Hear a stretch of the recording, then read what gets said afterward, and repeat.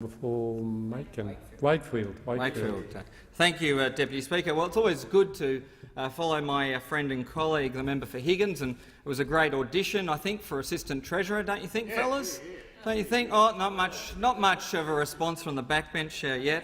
But it was about as a brave a defence of this budget that you could get, because of course this is a budget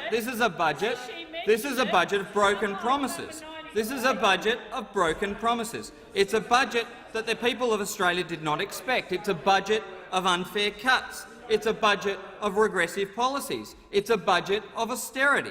It's a budget of increased taxes. Increased taxes. And who would have thought that when Tony Abbott on the 2nd of the 12th, 2009 said there will not be any new taxes as part of the coalition's policy. That's what those opposite, the member for Barker, the member for Deakin, I think it is, they all went to the last election promising no new taxes, and yet what do we find in this budget? What do we find in this budget? Well, of course, we find increased taxes. We know that this is a budget that smashed consumer confidence. We know that this is a budget that saw unemployment rise. We know that this is a budget brought down by an arrogant treasurer, out of tough treasurer, a treasurer who was trying to be tough. He was really tough and brutal with the car industry, and then he had to be really tough and brutal with the Australian people in the budget just to prove some political point. And then, of course, we know it's an economic plan, a flawed economic plan with a flawed political strategy.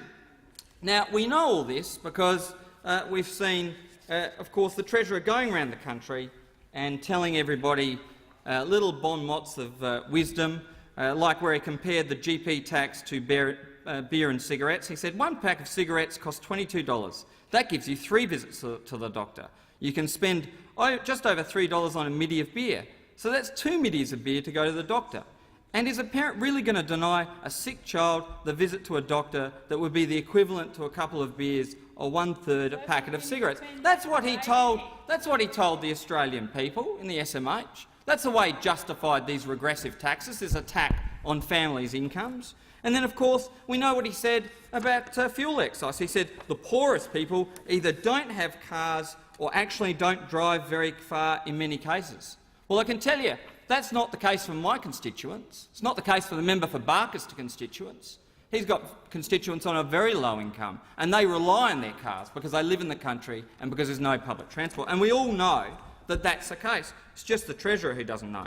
And then when people had the temerity to be anxious about this budget, well, we know what Joe said. Joe said it's important that everybody has a bit of a chill pill here and understands that the budget is a long-term structural plan. No one understands. They're all of Joe's quotes. And so what started as a budget emergency has warped into an attempt to make that which is regressive progressive, and we saw him dodging the question today about whether his policies are aggressive or progressive or regressive. And we know that there's $2.2 billion in this budget increased petrol taxes, some $17 billion over the last decade, and we didn't hear anything from those opposite last election about any of that. And we know that this budget strategy is very, very awkward. So you've got the Prime Minister going out there talking about fires. He said, you see, we had a fire, and the budget is a fire brigade.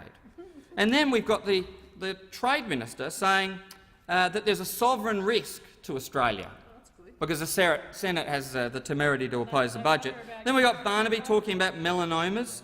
Well, this government should learn that loose lips sink ships. Loose lips sink ships, and this budget is affecting economic confidence. It's affecting jobs. It's affecting the security of everyday Australians. Now, we know that this is a budget of broken commitments. It's a budget of broken promises. It's a budget of regressive taxation, of brutal regressive cuts. And it's a budget fundamentally built on lies, and everybody opposite knows that. Everybody opposite knows that. That's why they're so quiet. That's why there's no interjections. That's why there's no response.